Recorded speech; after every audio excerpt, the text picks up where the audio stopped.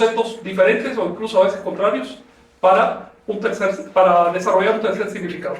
Aquí voy a poner un ejemplo de una palabra así. Tlilitlapali es un difracismo. Ahora vamos para una palabra. ¿Cuál es la diferencia entre un término y un difracismo? Bueno, en tu término y una frase. Ya es una oración casi, ¿no? ¿Cuál es la diferencia entre término y frase? A ver. Una frase de varias palabras.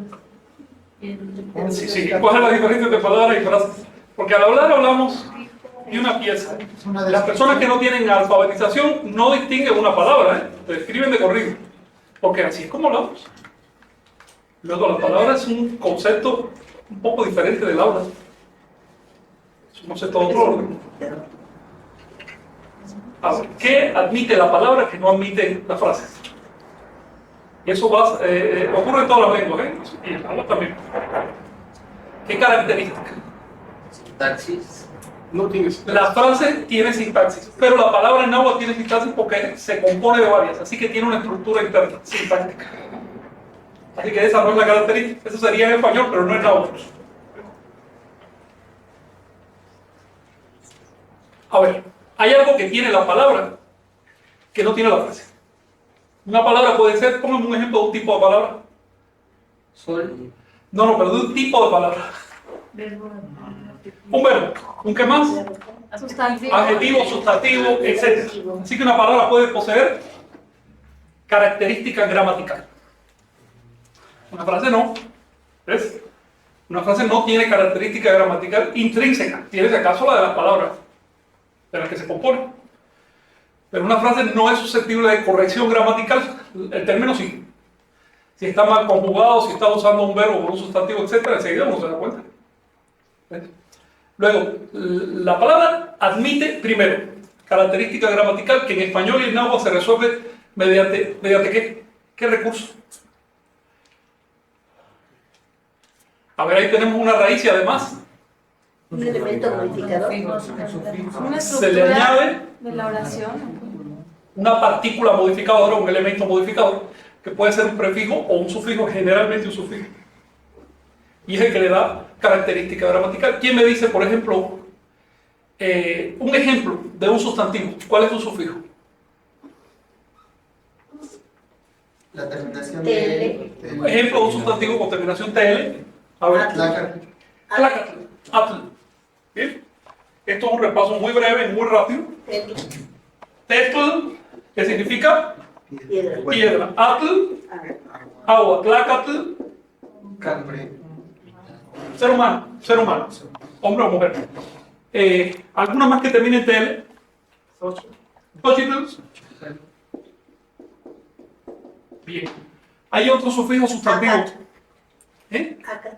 Acatl, Xochitl quiere decir flor. Acatl, caña.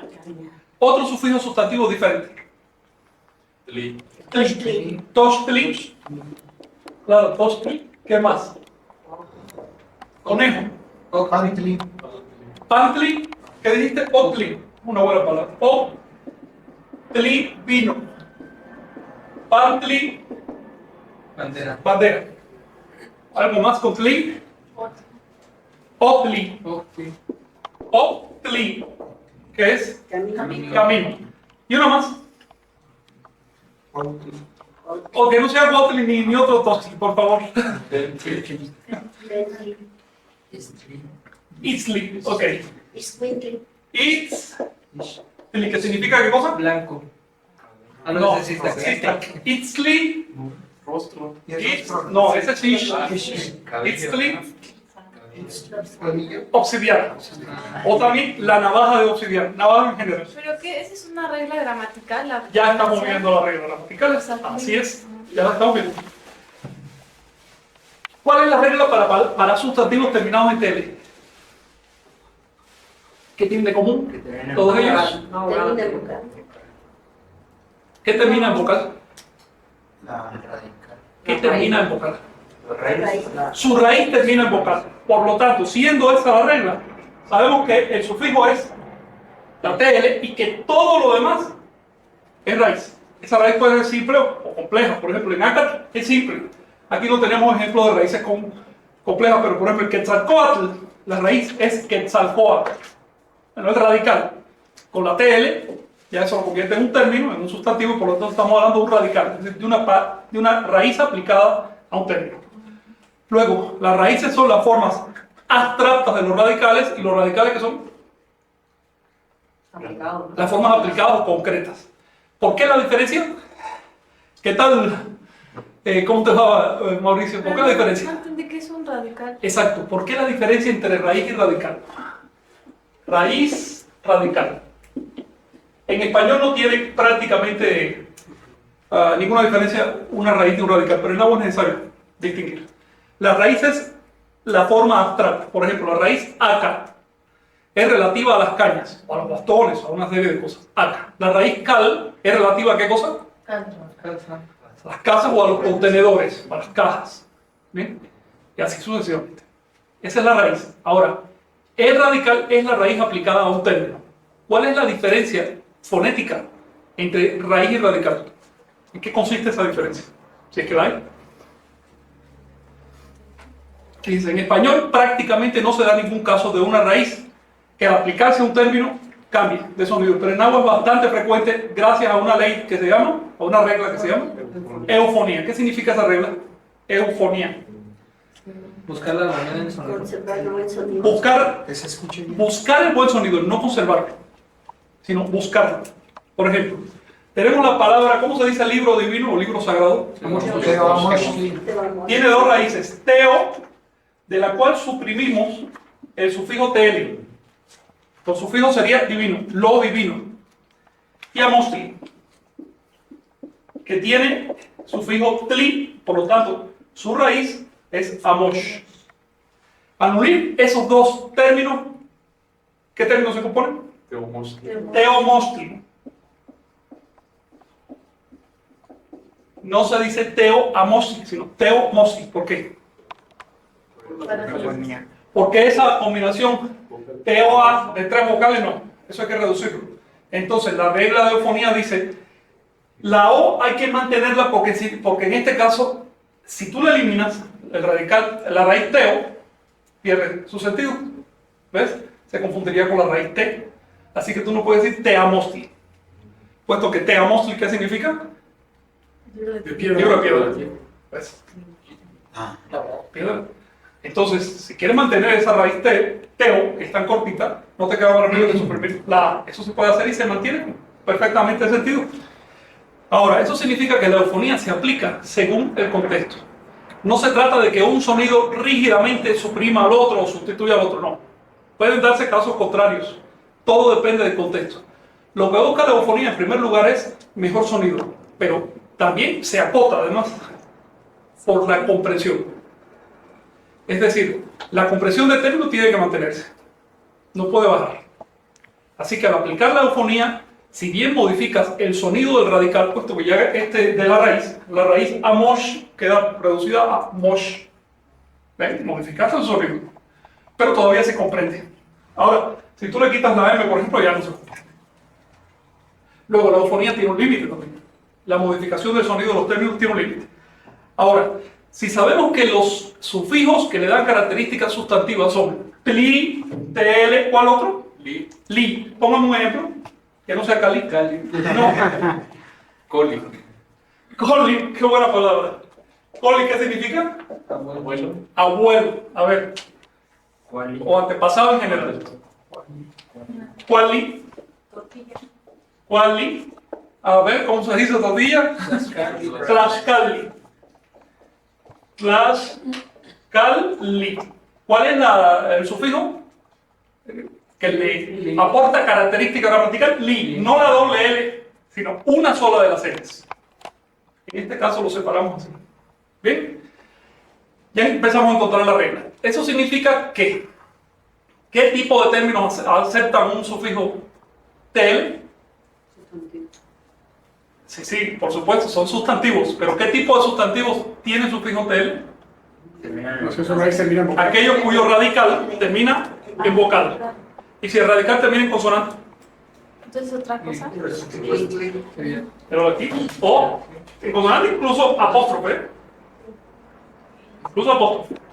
otli, itztli, pantli, octli, tochtli, etc. Excepto si esa consonante es L. L. ¿Por qué razón se hace la excepción?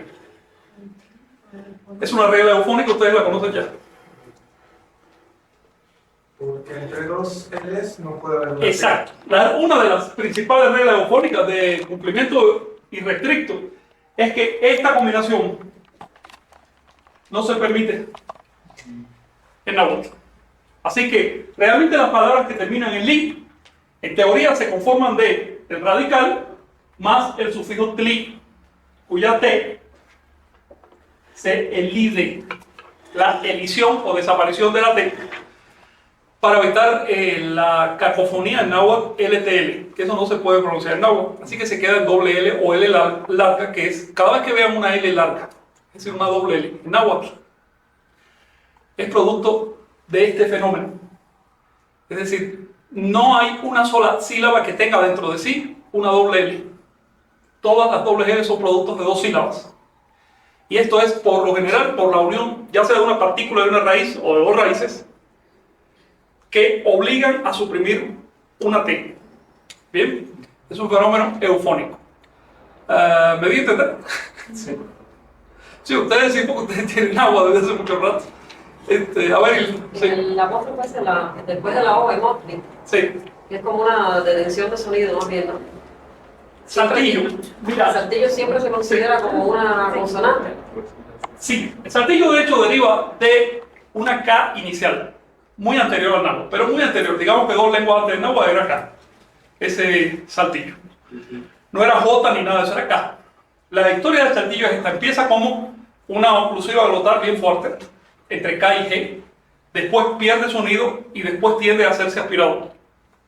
En este momento, las lenguas del grupo, no solo el náhuatl, todas las lenguas del grupo están derivando su saltillo al aspirador. ¿Ves? Es una deriva, es una regla. Por eso, al estudiar el náhuatl clásico, que es una lengua de hace 500 años, que se fijó hace, de hecho, 600, 700 años, uno debe tener en cuenta el sonido en esa época. Pero gracias a Dios los sonidos tienen una deriva muy clara, se puede ir hacia atrás y con un 90% de certidumbre saber más o menos cómo es. Aparte de eso, los cronistas dejaron muy claro que el saltillo se pronuncia en náhuatl clásico como una suspensión de sonido. Así, o tli. Esa suspensión todavía era muy reticente de don Felipe Alvarado allí en Morelos en marcármela, porque ya toda la zona empezaba a aspirar. Y entonces este señor, que era el patriarca, que tenía la tradición y demás, todavía hablaba como los viejos y era muy reticente en ese asunto. Y ya le salía con una gracia tremenda, ¿no? A mí todavía estoy apenas tratando de agarrar la soltura para pronunciarla. Quiero decir además que el saltillo tiene una función dentro de la lengua, no es asunto de eliminarlo ya como hizo Remy Simeón en su diccionario, para nada, tiene una función, tiene un derivado. Si tú lo eliminas, la palabra evoluciona de otra manera. Pues bien, ejemplo del origen del saltillo son los términos teutli y tecutli. Bueno, tecutli y teutli. Se lo voy a poner así. Fíjense cómo hace la misma función que la K. Teutli, tecutli. ¿Qué quiere decir qué? Señor. Pues bien, entonces tenemos que sustantivos con TL, su raíz termina en vocal. Sustantivos con tli, su raíz termina en consonante. Sustantivos con li, su raíz termina en L. Pero para aquellos casos de raíces que terminan en U, ¿cuál es la regla? Les voy a poner, a ver quién me dice casos de términos cuya raíz termina en U. Quiero decirles que hay una regla del náhuatl y es: toda U que termine en término o sílaba recibe un saltillo después. No la puedo escribir nunca para terminar una sílaba o un término. Nunca. Cuautli. Donativo. Vamos a escribir cuau, por ejemplo. Cuau, tli. ¿Cuáles son las sílabas? Cuau más tli. Si la U termina en sílaba, lleva saltillo sin dudar. No hay ni una sola excepción. Y si termina vocal, palabra, más todavía. Por ejemplo, donativo. ¿Ves? Por supuesto, más todavía. Ahora bien, cuautli también se puede escribir como, también se puede pronunciar como cuauitl. ¿Quién me pone otro ejemplo de término terminado en whittle? Salchicha. Kiawitl. ¿Qué significa? Lluvia. ¿Otro? Ilwit. Chalchihuitl. Piedra preciosa. Ilhuitl. ¿Qué cosa es? Cielo. Muy bien. ¿Cuál es la característica de estos términos? ¿Cuál es su sufijo?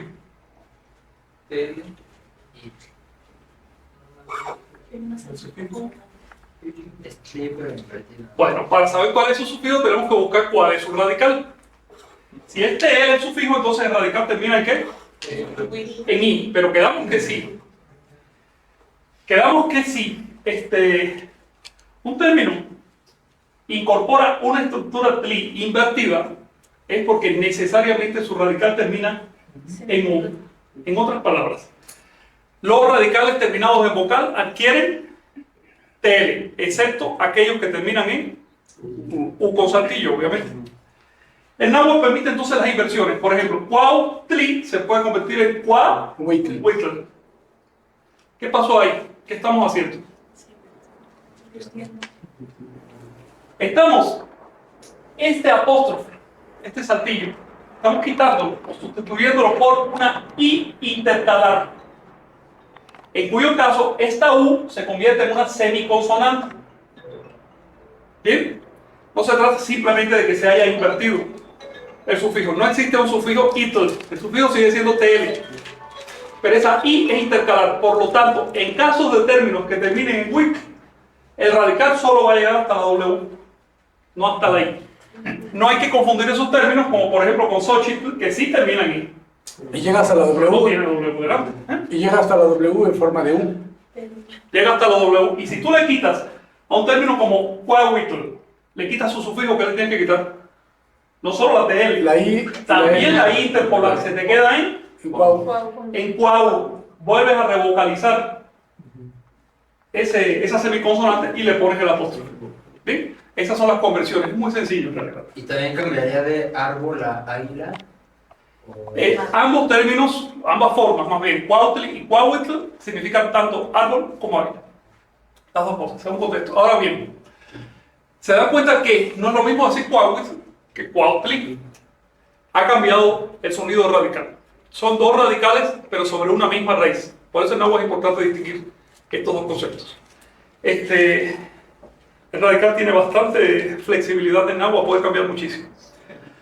Bueno, sobre estos principios generales hay otro tipo de términos, más complejos de identificar. A veces son los verbos, terminan en muchas formas diferentes, no como los sustantivos, que terminan en 4 o 5 formas.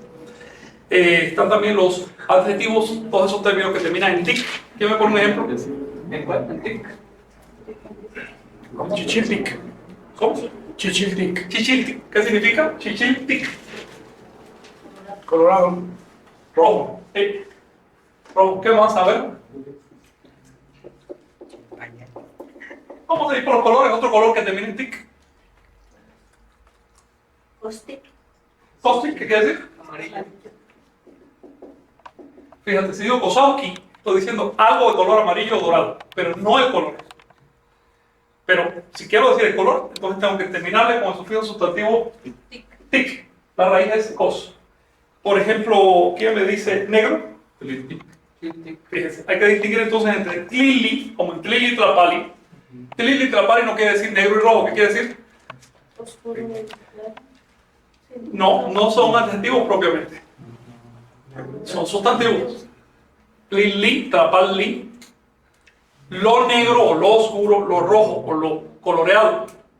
Pero si quiero decir literalmente negro y rojo, Tiltic y Tlapaltic. tliltic tlapaltic, etc. ¿Bien? Buena cuestión. Con esto más o menos tenemos una idea de lo que distingue, una de las cosas que distingue a un término de una frase. El término tiene características gramaticales, además el término acepta eufonía, la frase no. Cuando hay dudas sobre si esta palabrota tan larga en realidad es una frase o no, porque eso pasa. Mira, tú que te ríes, ¿cómo que te ha pasado? De pronto tú dices, no, pero ya esto no puede ser término de palabra. Si sigue admitiendo reglas eufónicas y si sigue admitiendo la regla, por ejemplo, de la supresión del sufijo sustantivo, eso sigue siendo una palabra. No importa lo larga que sea. Hay palabras que tienen 5 raíces adentro y son, en español son una frase ya bastante larga. Y sin embargo, pues, siempre se cumple que solo se conserva el último sufijo nominal. Todos los demás se suprimen, por lo tanto, es un término. Bueno, vamos a estudiar sobre estas ideas a la mente, algunos nombres sagrados, y vamos a tratar de, pues, descifrar su sentido ideológico. La semana pasada estudiamos todo lo relativo a la raíz teo. ¿Se acuerdan? ¿Qué significa qué cosa? Divino. Divino. Significa un montón de cosas. Un montón de cosas. Energía, por supuesto. Pero también divino, también Dios, también hasta ídolo, si viera el caso, puesto que ese término existía en la voz. También era nombre de personas con características divinas, como la Cihuateteo. ¿Qué quiere decir Cihuateteo? La mujer que muere en paz. Correcto. Vamos a estudiar ahora unos cuantos términos, nombres divinos abstractos. Quiero decirles que hay 1, 2, 3, 4, 5, 6, 7. Les traje 7 categorías de nombres divinos que son los abstractos, agrarios, cosmogónicos, telúricos, psicológicos, astronómicos y del hogar, pero podría sacar por lo menos 3 o 4 categorías más, mínimo. Por lo siguiente, en realidad, los nombres de los dioses no están en ningún panteón de la tierra, están en forma amorfa, tienen una estructura. Por ejemplo, el panteón cristiano, ¿cuál es la estructura? En la base de todos los dioses, ¿quiénes están? Bueno, en el inframundo, ya están bien unos cuantos. En el inframundo hay 100, según el Apocalipsis, 100 millones de ¿qué? De demonios, pero también tienen su propia jerarquía, porque no son amorfos, no son democráticos ni nada de eso. Después, ya en el cielo, ¿quiénes están? Pero abajo. Los querubines. Los ángeles primero, y son 200 millones de ángeles. Después, querubines, serafines, arcángeles, que a su vez se distribuyen a los 4 rumbos de tronos, potestades y dominios, etc. Bueno, sería una estructura y bien compleja. Y encima de todo hay 3 personas, comandadas por un uno. Esta estructura, ustedes ya se acaban de dar cuenta, refleja la estructura de la psiquis, no la naturaleza objetiva de la realidad. Refleja la estructura de la psiquis. Por eso la van a encontrar en casi todas las religiones de la tierra, incluyendo en Anáhuac. En Anáhuac también había un panteón tremendamente ordenado. Por encima de todo estaban los dioses abstractos. Los anahuacas no le tenían miedo a la abstracción. Hubo pueblos, hubo culturas enteras que le tenían horror a la abstracción. ¿Qué cosa es abstracción? Abstraer, ¿qué es? ¿Quitar qué cosa? Cuando digo esto es abstracto, le estoy quitando qué. Concreto, No significado. Estoy quitando algo muy específico. La esencia. No. La esencia es abstracta. Sí. La forma. Atributos. ¿Ven? Lo concreto está lleno de atributos. Mientras menos atributos, más abstracto. Cuando llego al abstracto máximo, 0 atributos. Queda esencia pura. Ya, 0 atributos. ¿Qué color es el abstracto máximo? El negro. El blanco, por el contrario, es el más concreto, porque en el blanco están todos los colores, ¿sabes, no? Eso ya se lo dio en la escuela, todos los colores, finalmente.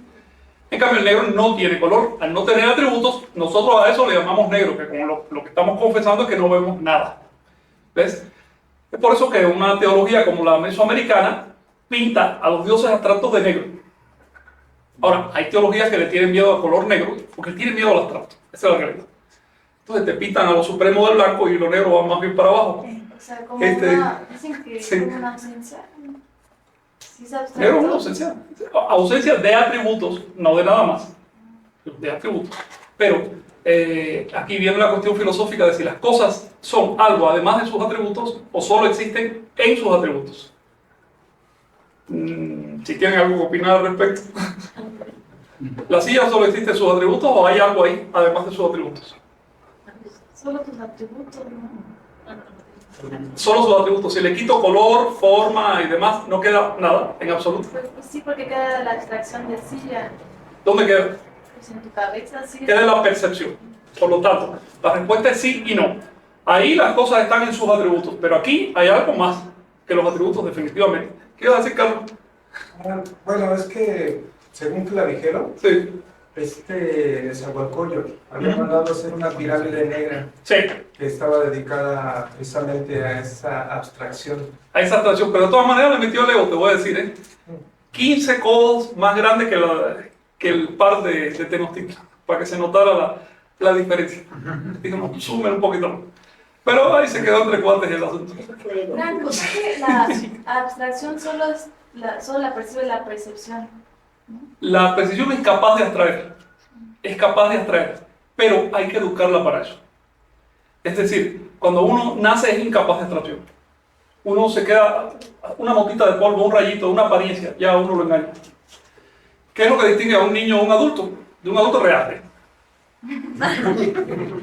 Es que el adulto puede abstraer. Por ejemplo, al niño tú le haces así y se te queda mirando la mano, igual que un perrito. Sí. Pero el adulto entiende, va para allá.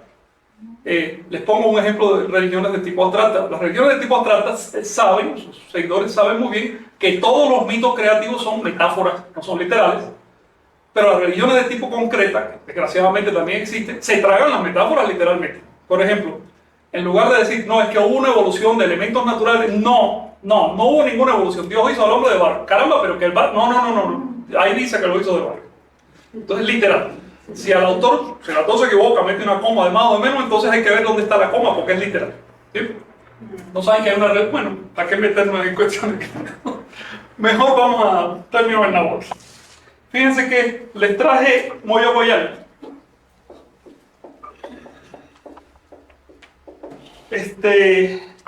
Y Palnemuani. ¿Qué otro nombre abstracto? Siempre viene en grupos en las fuentes. Tloquenahuatl. Tloquenahuatl. Tloquenahuatl. ¿Qué más? Yowali Hecatl.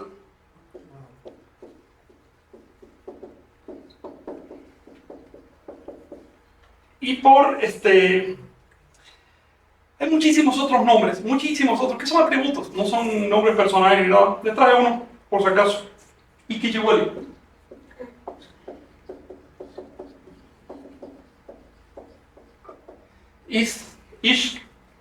Kishihueli, que quiere decir todopoderoso.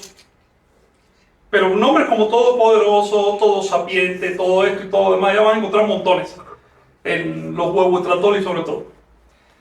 De manera que solo se los traigo como ejemplo de que no son estos 4, hay muchos más nombres abstractos, digamos que hay un centenar por lo menos. Que en realidad, ¿qué son los nombres abstractos? Son atributos, digamos abstractos, pero ¿atributos de qué? Ya no atributos de las cosas percibidas, De cualidades. sino atributos del proceso mismo de percibir. ¿Bien? Los dioses más concretos, o concretos si ustedes quieren, son atributos de cosas que percibimos. Por ejemplo, vemos fecundidad de la naturaleza. Ese atributo recibe el nombre de Procreación. Tlaloc. Eso es Tlaloc. Vemos, por ejemplo, la propia naturaleza como un conjunto de plantas, animales y demás. Eso recibe el nombre de Coatlicue, etc.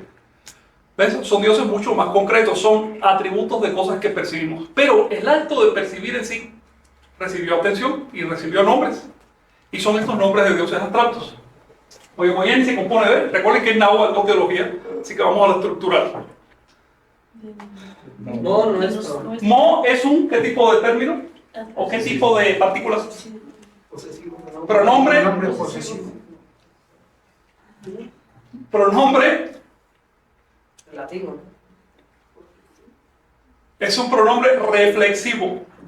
¿Qué significa? Hola, ponte cómoda. A ver, bueno, vamos a ver el resto de la palabra para ver qué significa. ¿Qué otra partícula tiene el término? No, eso no es partícula. Eso es verbo. Sí. Y es muy importante. ¿La otra partícula cuál es? Ni. Sufijo ni. ¿Qué significa qué cosa? Aquel que hace. Aquel que. Aquel que. Se refiere a aquel que. Ni o ti. Y yokoya, el verbo. Es pensarse. Fíjate, a ver qué más pueden decir de ese verbo. Crear, ¿no? Inventar. Crear, pero no en el sentido de un artista que crea una. No. Inventarse. Crear aquí dentro. Visualizar. No crear afuera, sino crear adentro. También inventar. Se traduce de varias maneras al español y ninguna de ellas es exacta. un modo. Como introspección. No es solo introspección, es crear mediante la introspección. Como Inventar. ¿Yokoya? Yokoya es el verbo, sí. es como un ensueño o algo así. Yokoya. Ese verbo no tiene equivalente en español. Es Meditativo. crear mediante visualización. La idea que hay detrás de este verbo es la siguiente. El acto de atender crea. El acto de atender le da entidad y le da existencia a las cosas, realmente. La existencia no es algo que ocurra de forma pasiva ahí fuera, ni siquiera aquí dentro. La existencia es producto de un resultado. Es resultado, mejor dicho, de un esfuerzo, de algo concreto. Es un producto. El esfuerzo de atender. El esfuerzo de atender le da calidad a la existencia. Es decir, algo es más real si más se le atiende y menos real si menos se le atiende. Si de plano no lo atiende nadie, no existe. Como Neitemi. Es decir, en esta visión del mundo no puede existir algo que no sea percibido de alguna manera, aunque sea un nivel mínimo de atención. Tiene que generar para que exista, porque en eso consiste su existencia. Ya que si no hay atención, ¿qué es lo que queda ahí? No, eso no se podría llamar algo, sino, si quieres, energía indiferenciada. Bien, este día que hay detrás del verbo yokoya. ¿Tiene alguna cuestión? ¿Y qué es mo? ¿Eh? ¿Qué es mo? Así.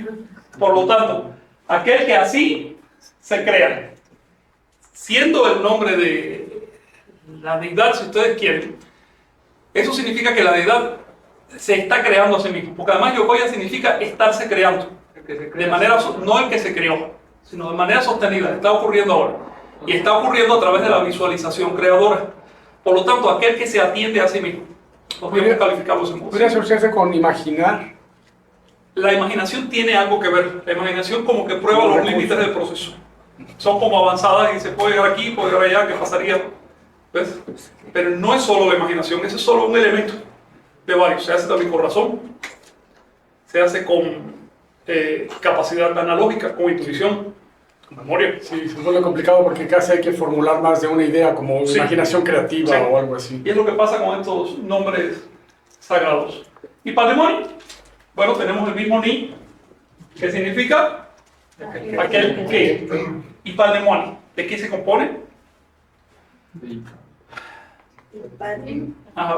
padre es de asiento. No, ese es Ikpal. La raíz Ikpal. Ok. Pandemoni se compone de, a ver, empezamos con una partícula ahí delante. Y, I. y ¿Qué significa I? Suyo, es un pronombre de posesión, tercera persona singular. Suyo. Pal, ¿Por causa? por causa de, por medio de, a través de.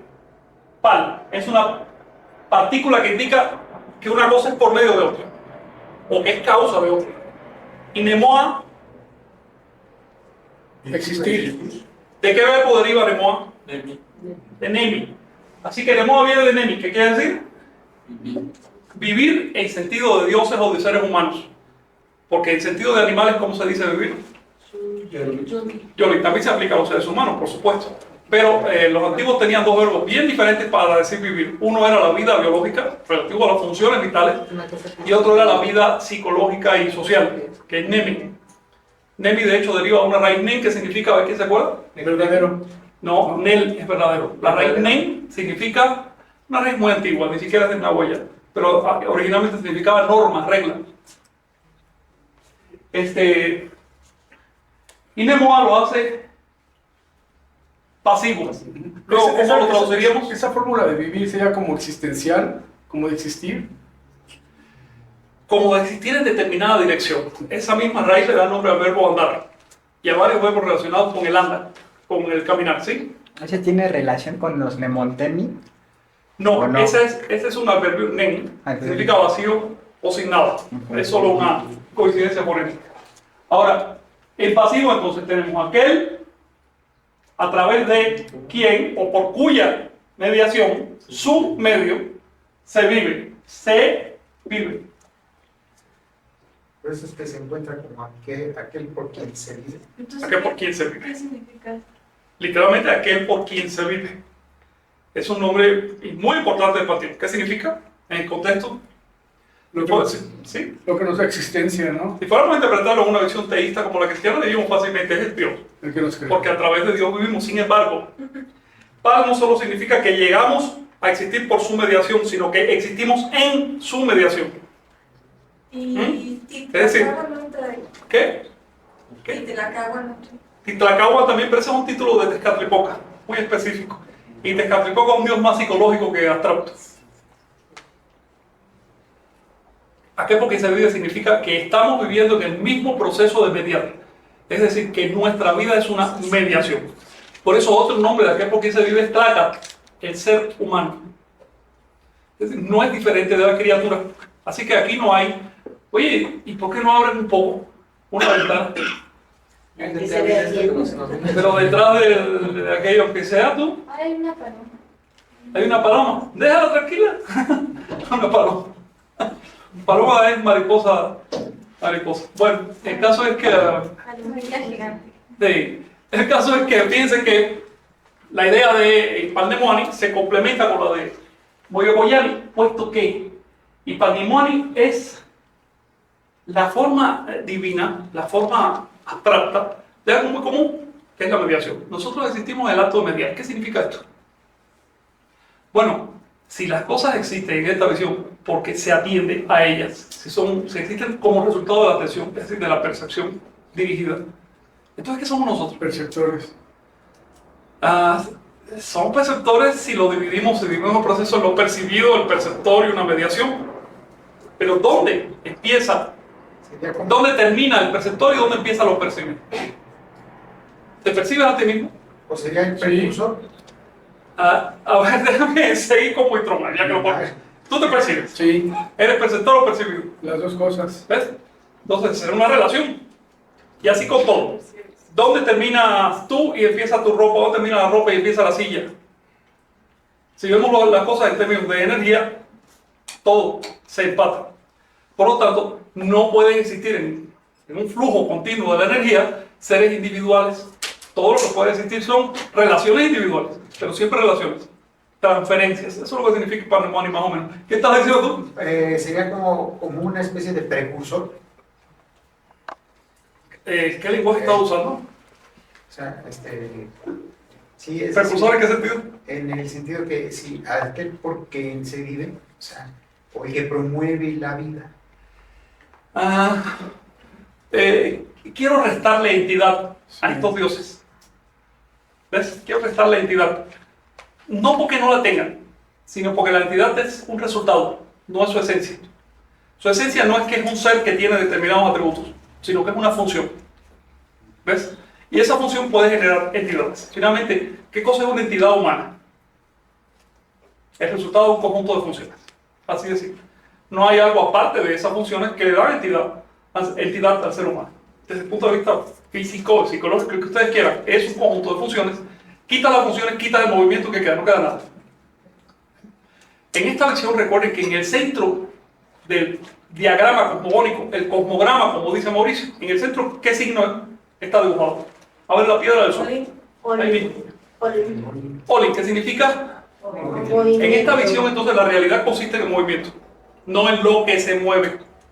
No que algo se mueve, sino que hay un movimiento y sus diferentes ubicaciones y espacios y momentos, a eso le llamamos cosas. Por eso una cosa puede estar aquí, de pronto te la encuentras allá y sigue siendo la misma cosa. Y va cambiando, termina siendo hasta su contrario y sigue siendo la misma cosa. Es una visión que pone en el centro no algo sustantivo, sino un movimiento, una transferencia. En ese contexto podemos entender a Ipannemoani, porque este Pal es más o menos lo mismo que Oli. Troquenahuaque. Bien, seguimos viendo aquí partículas modificadoras, a ver. ¿Qué?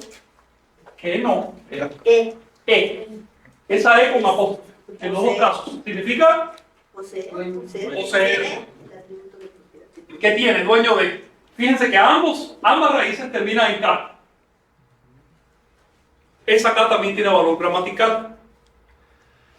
Forma de adverbios, en este caso. Así que, ¿qué significa Troquenahuaque? El que tiene, el que posee, el cerca y el junto. Es un concepto difícil de traducir al español. O lo cerca y lo junto. Hay un antropólogo que traduce señor de la íntima vecindad o de la cercana compañía. Pero finalmente eso no nos dice de qué se trata.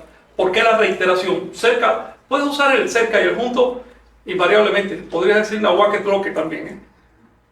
Son sinónimos. ¿Por qué la reiteración? ¿Qué está indicando esa reiteración? ¿Ven? Cuando se dice dueño, está hablando definitivamente de una entidad. Pero cuando se dice que está cerca y junto, es que está muy cerca. Es unidad. Tan cerca que hace unidad. Y sin embargo, puede seguirlo considerando como un cerca. Puede seguir habiendo relación ahí, ¿sí? Aquí sería, bueno, la pregunta es, ¿qué es lo que está unido? O sea, ¿qué es lo que está unido? ¿Qué atributos tiene unidos? Claro, para que haya unidad tiene que haber aquello que se una con aquello otro. El Popol Vuh dice, a principio de la existencia no había nada que se uniera con nada más. Por lo tanto, ni siquiera había unidad. Esta visión no parte de la idea de que hay uno en el centro. Parte de la idea de que hay all-in, movimiento. El movimiento no llega a uno. Es diferente de cero, pero no llega a uno. ¿Ven? A diferencia de una teología como aquella en la que nosotros crecimos y que nos dio al español y que nos obliga prácticamente a pensar, los mesoamericanos no veían en el centro del universo un número uno. La unidad era en esta visión el resultado ¿de qué? De un esfuerzo de integración. De hecho, un punto se representaba, el punto en Mesoamérica no era el punto abstracto que usan los matemáticos de hoy, sino el resultado de una confluencia de dos energías, de dos elementos, de dos lo que tú quieras. Así como una recta no era simplemente la recta abstracta, era el resultado de la confluencia de dos espacios. Eso es la recta. Es la visión anahuaca. Por lo tanto, esa unidad a la que aspiramos realmente, ¿qué cosa es? El resultado de un esfuerzo. No es regresar a una condición original. Esa condición original simplemente no existe. Originalmente no había nada. Dice, por lo menos nada que pudiera percibirse. ¿Se acuerdan? Al principio estaba simplemente el mar infinito y ya. Y de pronto surgió algo de luz. Pero no es que hubiera un Dios que dijo, yo quiero hacer la luz. Esa visión arrogante y ególatra, parte del ego, finalmente el ego es uno, no la tenían acá. Bueno, entonces estos tres nombres, Moyocoyeli, que así mismo se está creando, y Pandemoniel, que consiste en su propia mediación, y Troquenahuaque, que está muy cerca, está muy junto, describen atributos de que realmente es muy difícil aplicar esto a un panteón convencional. ¿Estamos hablando de qué cosa? Sin forzar demasiado los hechos. Es obvio que estamos hablando de cuestiones psicológicas. ¿Ven? Son nombres psicológicos. De ninguna manera tiene que ver con Personajes. un panteón de dioses, tipo griegos, nada de eso. Ni tipo bíblico, para nada. Ningún mesoamericano consideraba que Troquenahuaque tuviera entidad. No hay un solo caso que le haya puesto ni un ramito de flores. No hay una sola oración que diga, oye, Troque, dame esto y dame lo otro, y a cambio yo te voy a adular. No, ese tipo de contrato con los dioses no existía en Aragua porque realmente esos dioses no existían. Existían descripciones de procesos de conciencia. ¿Alguna cuestión? Y vamos para, bueno, Yowali y Hecat. No. Son dos sustantivos, terminan en li o tli si quieren, y tel. Yowal es Hecat. ¿Qué quiere decir Yowali? Noche. Noche y Hecat, Viento. viento. Pero al unirse son un difracismo. Y en el difracismo las palabras cambian un poco de sentido. ¿Qué sentido adquieren entonces? Bueno, yo sé que, por ejemplo, Yowali Hecatl es invisible como la noche, perdón, como el viento e impactante. Al revés, pero así va. Es decir, Impalpable como la noche e invisible como el viento. ¿qué es lo que tienen de común Yowali y Hecat? Allá con común. Y eso es lo que le da significado. Por separado, bueno, estaba hablando del viento y de la noche. Ok. ¿Pero qué tienen en común? Que no se pueden ver. No se se ven. ven. Estamos allá en la percepción. ¿Ves? Oscuro e impalpable. Por lo tanto, abstracto. Yowali y Hecat es un difracismo para decir abstracto. ¿Qué es un disfracismo? Difracismo, una palabra o un sentido, si quieres, compuesto de dos términos y por lo tanto es una frase en realidad. Igual que Troquenahuaque es una frase. Y de dos sentidos opuestos. En el caso de Troquenahuaque son sentidos que se complementan por redundancia. Y en el caso de Yowali y Hecat son atributos de la misma cosa. No son sentidos opuestos todavía, ni dialécticos. Son atributos de la misma cosa. Aludida a través de una negación. ¿Ves? Es el atributo no de lo que se puede hacer, sino de lo que no se puede hacer. No se puede ver y no se puede tocar. Entonces con eso yo aludo y le doy nombre a ese atributo. Bueno, ¿alguna cuestión hasta aquí? Yokoya, Fran, ¿esa es la raíz o cuál es? Yokoya es un verbo. Así, Así. Determinación A. Verbo tal cual. Y es del náhuatl. Náhuatl. No, digo, es de esas palabras que vienen como de protonáhuatl y ¿sabes? No sé. No. Porque suena medio. No sé, sí, suena raro para la lengua. Y de hecho se usa muy poco. Y solo forma nombre propio en ese nombre. Además es un atributo de la deidad, por lo tanto es muy difícil que se aplicara en términos cotidianos. Esos nombres que tú dices, pero ¿de dónde salió esto? Pero que existe y se pronuncia, se menciona en todos los huehuetratorios una y otra vez. Así que, ahora bien, Iquichihueli se forma de Ishki, tanto, Chihueli, no Chihuali, Chihueli, poderoso.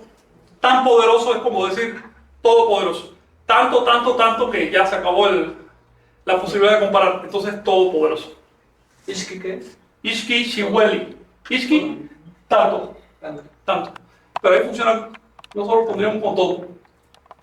Comparativo tanto como tanto o nada más. No tanto, nada más tanto. expresivo así. Tanto, incluso puede ser cuánto. Tanto, un tanto de algo, una cantidad de algo. Pero cuando la pones sin más aclaraciones, significa toda la cantidad. Entonces del Chihueli tiene la raíz del Chicago. La raíz, no. No, la raíz ahí es Del Chi. well. Y te lo tengo que verificar porque ahora no. Well es la raíz, Bueno, ¿qué es? no Poder. Chicago. Poderoso. Sí. No, porque la raíz de Chicago es Chicago. Hasta ahí. Y no lo puedes apocopar, el cabo. Es demasiado fuerte. No, pero el Chi, ¿no? Ahí también. Creo que es chi, chi indica algo Es como el extremo. Como el Mohuechihua o el que tiene que ver. No, ahí es chihuahua, que es el verbo ser. Chi por sí solo significa algo extremo. O algo también jugoso en el caso de chitómato. Kawa significa algo que se sostiene. Hueli significa bien. Por ahí va la cosa. O bueno. ¿Alguna cuestión? ¿Sí que iba a hablar? Sí, y si fuera Chihuali, ¿qué sería? Chihuali. En lugar de Hueli, Chihuali. Pues una forma rara de decir lo hecho. Chihualo es hecho. Chihuali es la sustantivación de eso. Pero bueno, chihualo ya es un pasivo. Funciona como sustantivo. No recuerdo el chihuali. O no sería confundir con el Chihuala. Chihuala, Chihuala. cuando es Chihuala. No, pero el chihuahua te refieres al chihuahua. Deben aquí. Sí, no, el chihuahua. Chi, tú. Chi, tú de respeto. Es decir, ti. Chihuahua se le diría a uno igual, pero a uno que está por debajo o por encima, chihuahua, venga. No es aparte. Sí, sí. Si tienen alguna otra cuestión, quisiera mencionarles, para terminar, un par de nombres más. A ver, díganme ustedes algún nombre divino. Centeo, Diometeo. Eso está muy bien. Y con eso terminamos. Trasolteo. Ya estudiamos trasolteo, dijimos que se compone de teo, ¿y qué más? Trasoli, Masura, y que hay un conjunto. A ver si les traigo los nombres de todas las, porque eran como hermanas. Es un conjunto de deidades. Chicomecoa también es un conjunto de deidades. De caracterizaciones de atributos de la naturaleza. En el caso de Chicomecoa, de las fuerzas de la germinación de los vegetales. En el caso de Trasolteo, de la fuerza de regeneración y de reciclaje que tiene la naturaleza. ¿Es el mismo que Tlaltecutli? Tlaltecutli, Trasolteo, todas las deidades femeninas, Cihuateteo, Coatlicue, etc. Son la misma entidad. Son la materia en sus diferentes formas, pero no estoy hablando de la materia en la que creemos hoy. Particularizaciones de sus aspectos. Y la coyol. Sí, en sus diferentes formas, que si la fecundidad, que si el poder del cielo, atributos. O, en el caso de Trasolteo, que es muy bonita esa deidad, es el poder de reciclarlo todo, que es formidable si te pones a ver. Si el universo no tiene una fuente de energía externa a él, es obvio que para existir eternamente tiene que reciclarse eternamente. Por lo tanto, todo ha sido reciclado eternamente. Y un número infinito de veces, además. Todo. Eso significa que cada partícula que nos compone cada partícula de la Tierra, del Sol, ha pasado en algún momento por donde te dé la gana, por el vientre de un animalito, por la raíz de una planta, por el cerebro.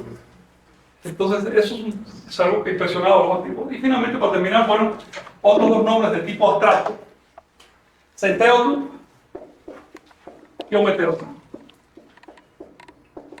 Centeotl viene de la raíz Cent, que se compone como centli, significa Semilla. la semilla, el punto, la unidad, pero la unidad como semilla. ¿Ven? La semilla es el resultado de todo un proceso. Y a su vez se hace origen de todo un proceso. Así que la semilla es el punto de conexión entre dos procesos. Esa es la idea de entender. ¿Sería el origen? El origen no en el sentido absoluto, sino el origen de un proceso y el fin de un proceso. Es decir, son los corchetes que te limitan toda expresión. Sí. Centli es lo que permite el ciclo. ¿Ves? Es el punto donde se empatan dos ciclos. Estás al final y en el origen. Es lo mismo en esta visión. Realmente es cíclico. Claro. Entonces la semilla. Pero también significa uno, literalmente. Entonces tenemos divina unidad y Ometeotl. A ver. Dos. Sí. Para empezar, mira, dos sin duda ninguna. Pero definitivamente eso no se puede componer con Ome. ¿Por qué?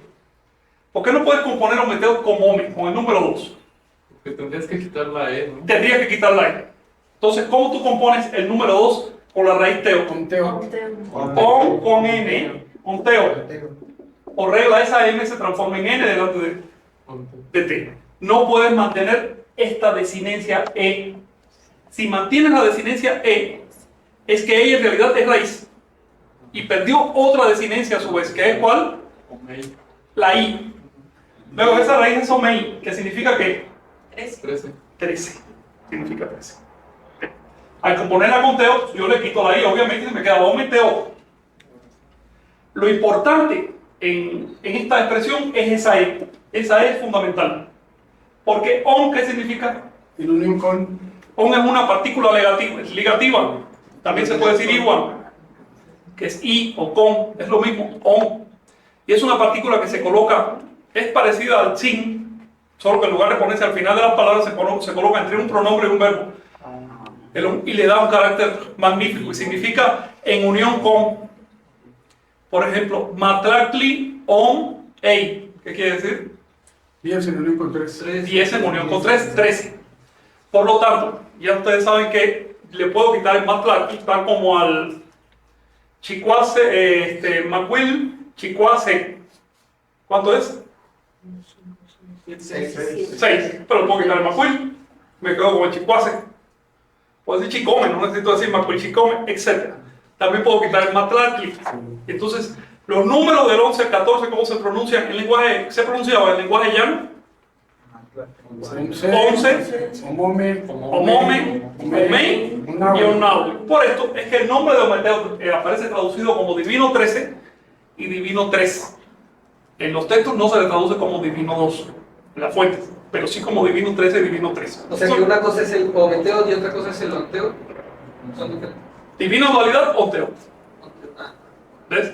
Ometeotl, Divina Trinidad o Divino 13, que son la misma cosa. Y Omecihuatl. Omecigua y Ometecutli son desdoblamientos de Ometeotl. ¿Ves? Forman la Trinidad con él. Y tienen la misma estructura dentro, igual que en Omeyocan. Si no sería Ontecutli o Ontecihuatl. Etc. Es decir, eso hay que tenerlo en cuenta porque, primero porque la fuente dice claramente que es 3. Las fuentes no dicen que sea 2. Y hay que respetar la fuente. Segundo, porque la etimología de la palabra te lo demuestra. Y tercero, porque en realidad las creencias mesoamericanas no eran dualistas, eran trinitarias. Creencias dualistas, las cristianas. ¿En qué consisten las creencias dualistas? En opuestos. En opuestos irreductibles. Es decir, no es que Dios y el diablo estén jugando un papel previamente de acuerdo, ni mucho menos. Es que de plano son enemigos y se van a casar y se van a matar. Uno va a matar al otro, definitivamente. Que quede va a decir que él es Dios, obviamente. Antagónicos, ¿sí? ¿Ves? Son irreductibles, irreconciliables. Ahora, hay otras religiones que no han llegado hasta ese extremo de materialismo, que dicen, no, espérate, detrás de las diferencias aparentes siempre hay una unión. Y estas religiones son de tipo trinitarias. Es decir, hay un punto de conciliación de cualquier dualidad. Y este es el tipo de religión. Son las en América. ¿Eh? monistas. No dualistas se llama. No dualistas. También se le puede decir monistas. Entonces, Omeyocan, ¿cómo queda? Sería el... No es mecánico el asunto, ¿comprende? No es mecánico. La reducción mecánica al uno es un problema. Omeyocan es... en lugar del señor del 13. A ver, ¿Cómo queda? tenemos omeyo para empezar. ¿Qué cosa es omeyo? Yo. Ese es sufijo yo. En lugar. Porque can es un locativo que ustedes le añaden, ¿verdad? En lugar de omeyo. Ese yo, a ver cómo se compone. Pongamos ejemplo, por ejemplo la palabra toltecayo. En este caso recibe un sufijo sustantivo. Pero tenemos esta terminación yo, Alusivo al que el sufijo le ha quitado el apóstrofe y significa relativo a. Omeyo es, yo es un sufijo de atributo, sufijo adjetivo, relativo a ome. Y todo depende de cómo traduzcas ome. Si eliminas el yo, sin duda significa dos. Y eso hay que tenerlo en cuenta, puesto que ometeo se desdobla como ometecutli o omecigua. Se desdoblan en pares, pero no antagónicos, en pares polares. Y ahí está el asunto. No puedes decir que omecigua sea enemigo de ometecutli. Entonces no estamos hablando de una religión dualista, estamos hablando de una religión que tiene una polaridad y toda polaridad se resuelve en un tercer punto. No puede decir que el polo norte exista como independencia del polo sur. Son solo atributos de una tercera cosa. ¿Se puede decir lo mismo como opuestos complementarios? Complementarios y opuestos polares. Opuestos polares. Es una condición filosófica. El nombre de Ometeo con sus desdoblamientos es filosófico. También reciben los nombres, sus desdoblamientos de Tonacatecutli y Tonacacigua. ¿Significa qué? Tonaca Tecutli, Tonacacigua. Y esto Señor y señora es un de ejemplo. la carne. Tonacaciguatl y Tonacatecutli.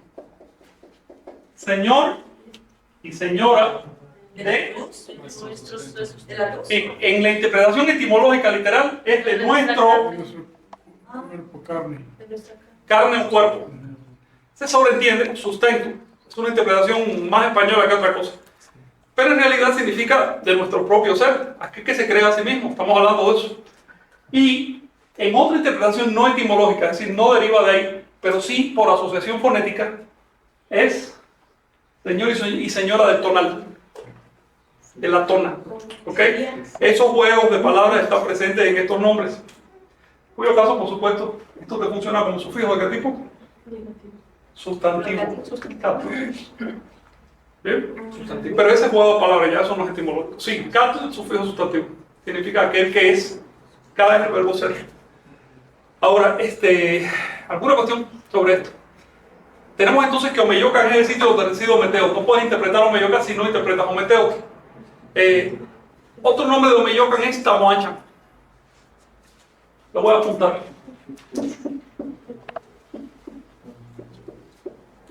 Tamoachan. Y Tamoachan es un nombre complejo, porque no es del náhuatl, ni del clásico, ni del mazahuali. Es protonáhuatl totalmente, es la única manera de entenderlo. Pero ustedes más o menos el náhuatl ya le agarran. A ver. Chan, como Chan es lugar. de nuestro hogar. Chan es lugar. Es el locativo, eso se mantiene durante lenguas. Mo, igual, no es la... Ta, nuestro. Nuestro A ver. Tato. Nuestro. Bien, cuando vean una palabra que empieza en T y termina en un locativo, sospechen que esa T es apócope de to. ¿Qué quiere decir qué? Nuestro. Y entonces tenemos un verbo, amoa, que no existe en náhuatl, pero en náhuatl existe el verbo omoa, que significa, es pasivo, se desciende, se desciende. Bien, puesto que en náhuatl existe ese verbo y el concepto en general funciona de esa manera, pues nos damos cuenta que la diferencia de una vocal se debe a que es una lengua anterior, pero es la misma palabra en el fondo. Y esta N, ¿quién la explica? A ver. In. Esa N es el sufijo posesivo plural de la tercera persona. In. ¿Qué quiere decir? suyos. Y se refiere a todo, a nosotros. Así que si tienes una T al principio y una N por aquí intercalar delante de un... Ya te das cuenta de eso. ¿Ves? Esa es la maravilla de las palabras compuestas en náhuatl. Que a veces desaparece mucho el sonido, pero siempre te deja evidencia de saber dónde mirar. Así que su lugar de donde nosotros descendemos. Sin embargo, la teología tolteca expresada en el Huehuetlactoli dice, en realidad nadie sale de Tamuacha. Por siempre estamos allí. ¿Qué significa esto? Ahorita estamos en Tamuacha. Sin embargo, como entidades aisladas de los demás, nosotros sentimos que estamos fuera de Tamuacha. Y ese fenómeno le da jeroglífico a Tamuacha. ¿Cuál es el jeroglífico? El árbol. Un árbol quebrado. Así que fíjense que tenemos, Mauricio ya nos explicó qué cosa es la fronda, las raíces y el tronco. Es un emblema de los tres mundos. El que no se ve, el de los resultados, el de los frutos, el que está más allá, y el mundo que estamos viviendo es la Ticpa. Pero en Tamuacha se pinta quebrado, a veces sangrando, a veces con un hacha o una flecha. ¿Por qué? Por esa sensación de separación que tenemos como sujetos con respecto a lo demás. Para poder ser un sujeto tenemos que sentirnos separados. Pero por poco que lo analicemos, lo meditemos, lo intuyamos, nos damos cuenta que en realidad estamos unidos. Así que seguimos estando en Tamuacha. Es lo que quiere decir eso. Y con eso termino mi clase.